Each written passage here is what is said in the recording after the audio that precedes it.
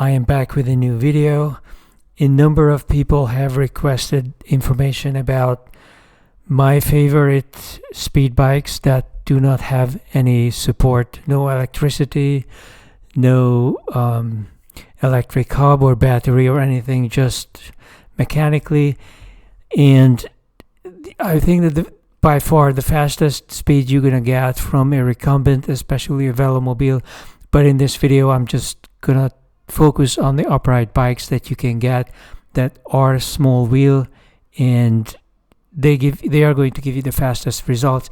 It's not going to be as fast as my Interceptor, because I have, even with my aging battery, I have at least 600 watts plus whatever muscle power I can provide, and I have 148 gear inches, which I haven't even seen anywhere, not even on a diamond frame road bike. So let's start with the Brompton, because a lot of people who follow the channel have a Brompton. The price, I'm only going to give this an honorable mention because none of these titanium bikes from the Brompton company are really going to match the fastest items that are on the market. And the prices, as you can see, the prices are pretty high. As I mentioned before, I have deep doubts about the weight. I mean, this is correct, 17.5. I have lifted some of these bikes, and yes, they are very light, but to switch to add a hub to it, which weighs a minimum of 2 pounds, and to claim that the weight only goes up by a fraction of a pound is just not believable. But the 12th speed, according to their own claim, has 120 gear inches.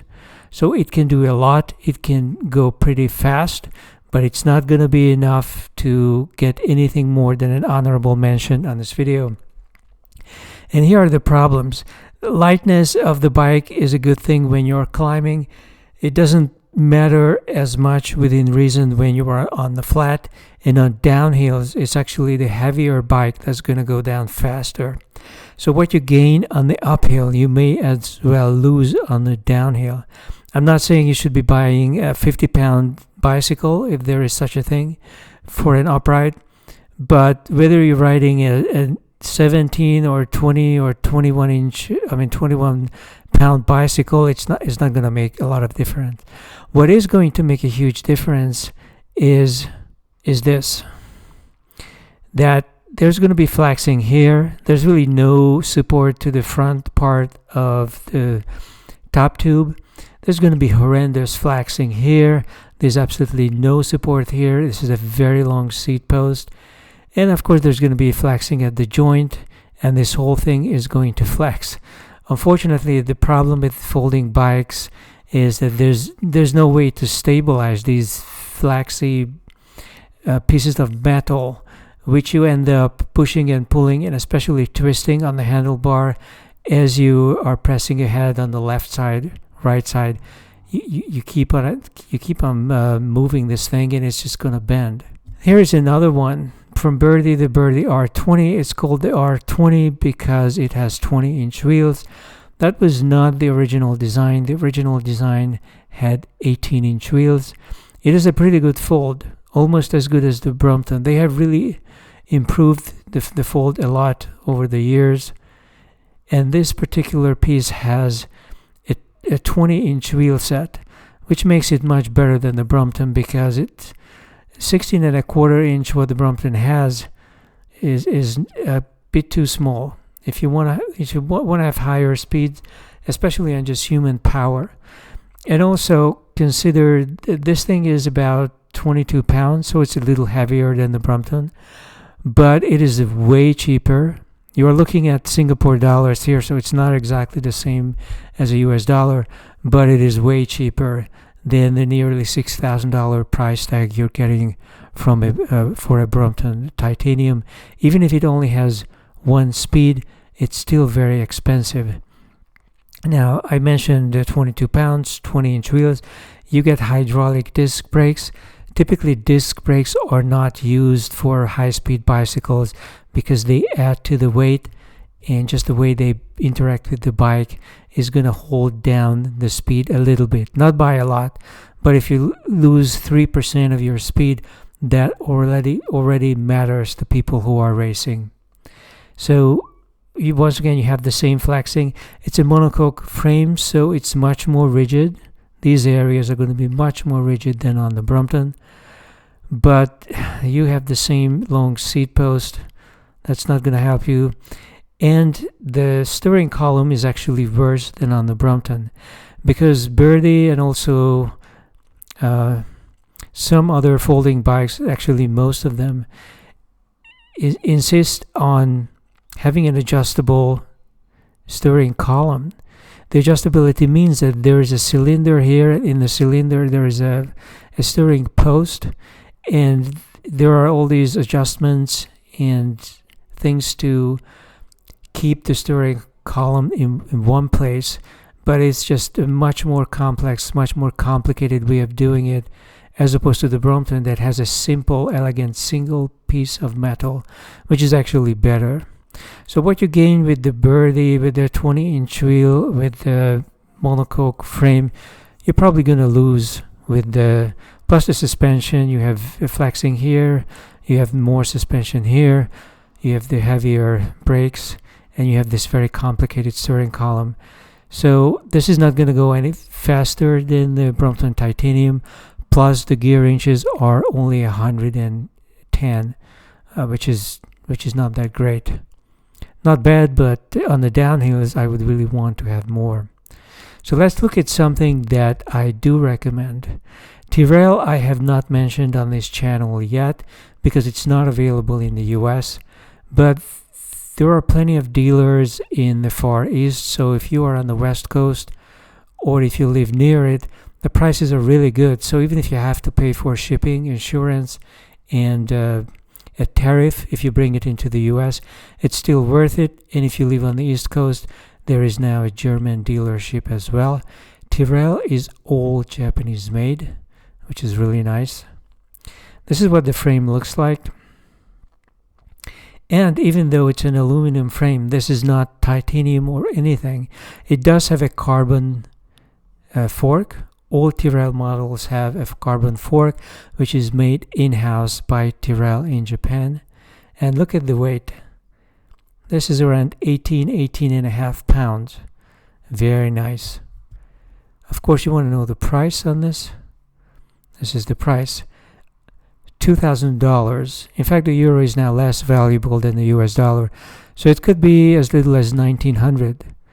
Plus shipping. You don't have to pay taxes, but you'll have to pay a tariff if you're bringing it into the US. If you are anywhere in Europe, then you can just pay for the shipping and whatever. I think there is also a tariff. Although if you are in an EU country, there can be none because you're supposed to be in the same free trade zone. It is a foldable bike, but it emphasizes performance. So this is the fold. Obviously, this is not the best fold I have ever seen. This is no match to the Brompton. But it's compact enough to smash it into the back of any car. Maybe even a smart car could take it. You have 20-inch wheels, and it's an absolutely remarkable design. This Uber top tube, so to speak, is actually a miniature space frame design. It's actually two tubes. You cannot see it from the side, but it's actually two tubes, and it completely stabilizes the front. The rear is shorter because the whole frame is higher, so you don't have as much flexing here. You have absolutely no flexing over here. This is a very rigid front, and it is foldable, but it has no suspension. So you don't need to worry about the springs taking away from the energy of you pedaling. And that's pretty remarkable, especially when you look at the price. Here is a shot of what the front looks like. So it is really two tubes going up, and they embrace the top tube. Very nicely done. This is a spectacular frame if what you want is performance. Now, some of these bikes have no foldability. So the only way you can get this into a car is to remove the wheels and maybe remove the seat post. You could do that. It will probably fit into a car. At least maybe bigger than bigger than a smart car. And once again, it's aluminum. They make chrome alloy frames as well. And the weights are amazing. Most of the weight is going to be under 20 pounds, which would qualify this thing as an ultralight. This is about 16 and a half pounds, maybe 17 at the most, which is amazing. For something at this price range, I mean, this is $3,500 maximum. Even if you have to pay for shipping and everything else, it's not going to be over $4,000. And this is going to be a faster bike than what you could get from either the Birdy or the Brompton. Also, I'm going to review some of the Alex Moulton bicycles. They are the top of the line. But if you don't have that kind of money, you are really getting a lot of value here because of the stability of this frame, and you are even getting a little bit of carbon fiber because of the fork. They do make a titanium. I have not been able to find an official number for the weight of this bicycle. It has the same carbon fiber fork as the rest of them. I have seen some crazy claims on the internet that this was 18 or 19 pound bike. If they can make the same thing out of aluminum that's 17 pounds, then I would expect this to be more like 14, maybe 15. A beautiful frame, unless you fold it, and that part is not beautiful, but it gives you even more lightness and the same kind of rigid construction. So there is no difference between this one and the aluminum frame I was just looking at. The only difference is that the titanium is being used for the material. You are getting 20-inch wheels, and this chain wheel could even be upsized. There is plenty of space here. You could go much higher than this. You can uplocate this guide here. Also, I don't know what this is. I think this is just a chain stay. Yeah, I think you can just relocate this thing or move it out of the way. So it's a really good deal. Now, if you want anything more than that, that's a high-speed, really high-speed, upright seated bicycle, you're going to have to go Moulton, and the prices are going to go up. So the cheapest one you can get is the AM Speed, which is going to be about $10,000 US, plus shipping, plus tariff, insurance if you're buying it in the US. So it's going to be more like $11K at the minimum. It's a gorgeous bike. All of the Moulton bikes are absolutely gorgeous. You would have to see them in real life to appreciate how wonderful the fit and finish is. An interesting feature of these relatively cheaper Moulton Speed bikes is they have 17-inch wheels. They are not 20, even though most of them are, but this one is not a 20-inch wheel. This one, the next one I'm going to show you, have 17s, but the cassette goes down to 9 to 32 for the cogs. So it's actually pretty good for uphills and for speed. I don't know what the gear inches are, but they could be probably 110. So not as good. This is the one objection I have about the Moulton, that the gear inches only go up to about 110, and that might be enough on the flats. But if you really want to gain some speed on the downhills, I would want probably even more than 120, which I have not seen from many people. Very nice bicycle. The very similar design with 17-inch wheels is this one. I have actually seen this one in real life. It is a spectacular bicycle. The paint, the quality of the paint and the clear coating, I would say it's near supercar level. Like if you look at the paint of a Aston Martin or something like that, it's not far from that. The specs are similar to the other bike, and so is the price, to be honest. Same kind of cassette. I guess it's just that you get the somewhat different look. You get mud guards front and rear. This is a very nice, probably somewhat more expensive crank as well with the chain wheel. You could upgrade probably and put something bigger into it. And once again, the price, especially if you're buying from the US, is going to be at least $11,000. want to do more than this, then we are getting into the top level speed bikes made by Moulton. And I'm putting links below to all of these bikes for you to check them out. So this is going to go well below 20 pounds. It's going to be maybe 18 and a half. And there is a very expensive composite Campagnolo chain wheel with the crank on it. It's top of the line for the Moulton. The wheel size is back to 20, and because the chain wheel is bigger, the cassette doesn't have to go down to number 9 cog, but only at 28. And for uphills also, it doesn't go up to 33, just to 28. But you have two chain wheel, it's a dual chain wheel in the front. Same thing with the other bikes, but this is tuned a bit more for speed. And notice you don't see any hydraulic disc brakes. I think hydraulic grip brakes would be good for the front, but nobody makes those. You would have to buy your own. And this is a really lousy image of an even more expensive bike. This bike is going to be close to $24,000 by the time you get it. Notice the one difference. Here you have great stability throughout the frame, the front and everything, but here not so much. You're going to get a little bit of flexing here. That's not the case here because they have a space frame structure even for the seat post. And the front is entirely different as well. It is a much more expensive front suspension than what you see here. It's too bad they are using these crappy images to promote a $24,000 bicycle. That's really silly. So the gear inches are going to be, they're not going to go above 110. A very sophisticated front suspension. For the price, I might not prefer this one because I'm not sure how much this sophisticated front suspension is going to steal away from my speed. So for this one, 10 to 32, this is a wider range for the cassette. For this one, I probably prefer this bike just because it's the front suspension is not as intricate. This is a bit more performance oriented.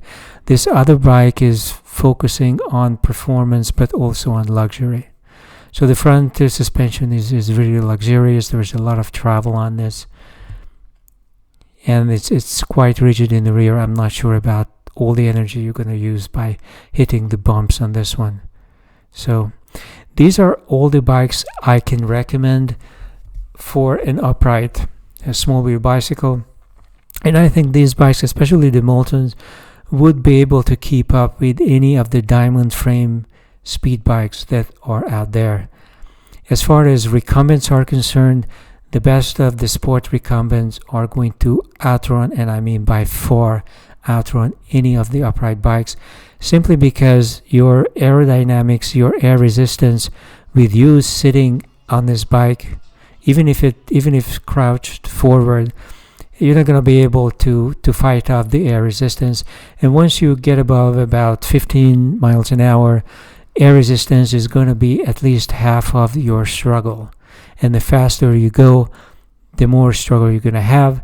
And the recumbent, especially on downhills, a recumbent can take it downhill at 60, 65 miles an hour. That would be crazy on an upright bike, even if you could do it. And of course, you don't have the gear inches to do it. So these are my recommendations if you just want an upright bike. No electricity. You don't have to pay for an electric kit or motor. You don't have to replace batteries every 7 years. But you do have to pay for the kind of engineering that's going to give you the speed of the average electric bike. This is it for me, and I'll be back.